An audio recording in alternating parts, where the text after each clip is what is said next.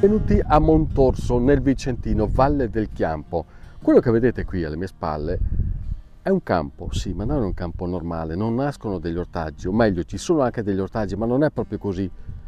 Meglio che vada a domandare a Moreno, eccolo qua, perché lui adesso scoprirà una cosa che è l'oggetto, il motivo per cui io sono qui. In questi appezzamenti non nascono ortaggi, ma nasce qualcos'altro. Moreno, sei pronto? Sì, Solleva. pronti via. Eccoci. Eccoci qua. Ecco, Qua sotto abbiamo le nostre chioccioline. le famose lumache. Siamo pronti per la raccolta? Allora, in questo recinto sono tutte un po' piccole, negli altri Mm. recinti più a valle abbiamo qualcosa di già pronto che raccoglieremo verso la fine di marzo. Ma quindi loro si radunano tutte così sotto questo asse di legno? Sì, l'asse di legno perché loro sono ghiotte, adorano stare vicino alla cellulosa, quindi al legno, Mhm. e si sentono allo stesso tempo protette e lontano Ho dalla capito. troppa umidità del terreno. Ah, vedo, sono tutte belle attaccate, guarda Sì. che roba. Me ne stacchi una? Certo che sì, cerchiamo una un po' più grandina. Eccola qua. Eccoci. Quanto tempo ci mette ad arrivare a questa misura? Allora, questa potrebbe essere una chiocciola che ha circa 6 mesi, Mm. 6-7 mesi. Ed è questa la misura minima per la commercializzazione? No, questa non è una chiocciola che non è ancora pronta, Mhm. e bisogna aspettare che diventa adulta, faccia la bordatura dura del guscio e poi diverrà pronta. Potrebbero essere anche più piccole o più grandi a seconda di quanto mangiare trovano in allevamento. Il periodo di raccolta qual è? Il periodo di raccolta andiamo verso fine marzo, dopo il risveglio invernale aspettiamo che si rialimentino, diventino buone per essere mangiate, fino a fine dicembre con il meteo di questi anni. Stefano, attento qua cosa ti faccio vedere. Guarda, guarda sta foglia, te la strappo così vai meglio. Guarda, queste sono 2 chioccioline nate quest'anno. Ah, ho capito. Le chiocciole sono ermafrodite, depongono tutte quante le uova, Mm. non ci sono maschi e femmine, tutte depongono le uova, ne depongono circa 50-70 questa specie all'una e nascono le chioccioline. Senti Moreno, com'è nata l'idea di aprire un allevamento di lumache? Allora si cercava di creare un prodotto diverso dalla solita agricoltura che si sviluppa qua nella zona, o allevamenti o vitigni, e quindi ci siamo informati, ci siamo guardati intorno e abbiamo scoperto il regno delle lumache. In che anni eravamo? È il 2021, abbiamo aperto l'azienda nel 2021. Ah, quindi relativamente giovane. Sì, è 5 anni che siamo aperti e E come vi siete formati?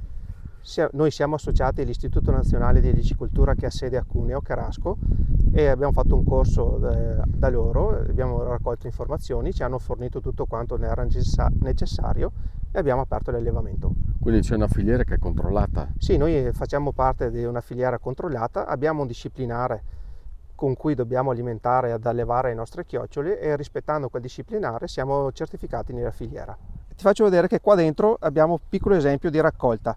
Noi quando raccogliamo le lumache le mettiamo in questa cassetta, le mettiamo in un luogo fresco e asciutto, loro si spurgano, si liberano l'intestino, eliminano tutte le impurità, si asciugano e si chiudono facendo questo piccolo...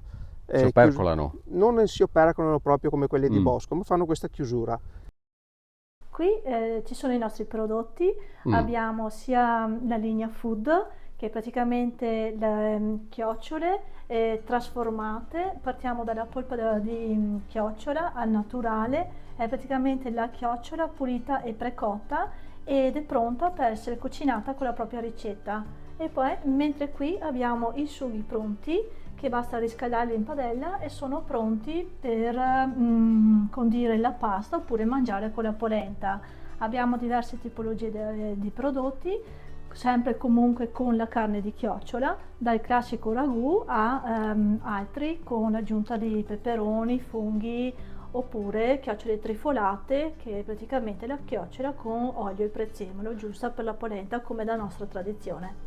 Soprattutto nella nostra zona si mangia la vigilia di Natale perché la carne di chiocciola è una carne considerata magra, paragonabile alla sogliola, perché è ricca di proteine e povera di grassi, per cui la nostra tradizione sarebbe proprio mangiare la vigilia di Natale quando si mangia di magro. E in quest'altra parte invece della bacheca? Invece di qua abbiamo la nostra linea Cosmesi, fatta proprio attraverso la bava di lumaca che noi ricaviamo dalle nostre lumache. Innanzitutto è importante dire che la bava di lumaca è molto importante per le sue caratteristiche, è fortemente idratante, rigenerante, emolliente della pelle e finalmente l'abbiamo riscoperta perché già i nostri antichi la utilizzavano. È un prodotto naturale.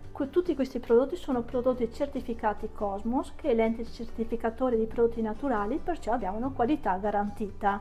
Noi partiamo dalla linea mani ai prodotti per il viso, corpo e capelli, per cui un vasto assortimento e soprattutto, tengo a dire, prodotti naturali al 100%.